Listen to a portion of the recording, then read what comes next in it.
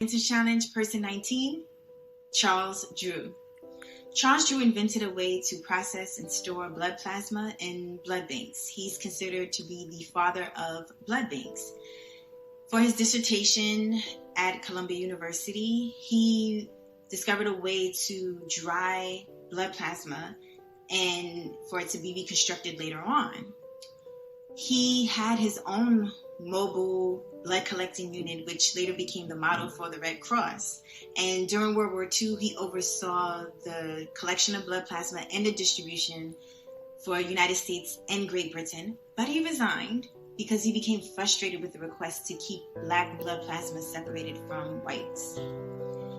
He also taught at Howard University and Morgan College, which is today Morgan State University, HBCU.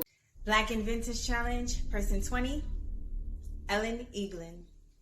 Eglin invented an improved version of the clothes wringer, and we wouldn't even know about her story if it weren't for someone named Charlotte Smith. Charlotte Smith had a publication called The Woman Inventor, and she chronicled the struggles, the obstacles of women in the invention process, and she interviewed Eglin. In the interview, in a published article, Eglin stated that she sold her invention for $18 to an agent because she was afraid that once people found out that she was a Negro woman and that the clothes wringer was her invention, they wouldn't purchase it.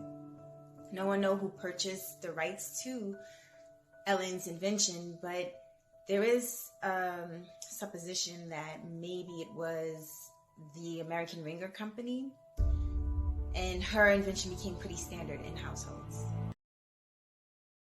Black and Vintage Challenge, Person 21, Sarah Boone. Sarah Boone invented the modern-day ironing board.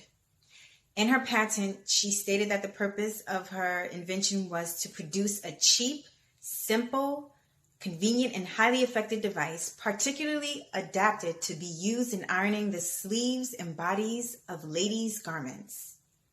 Her patent was approved in 1892, which made her one of the first African-American women to receive a patent in the United States.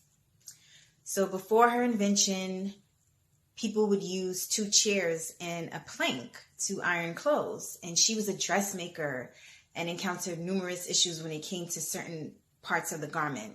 So that's when she created an ironing board that had foldable legs and also a narrow part at the top to get to the hard to reach places.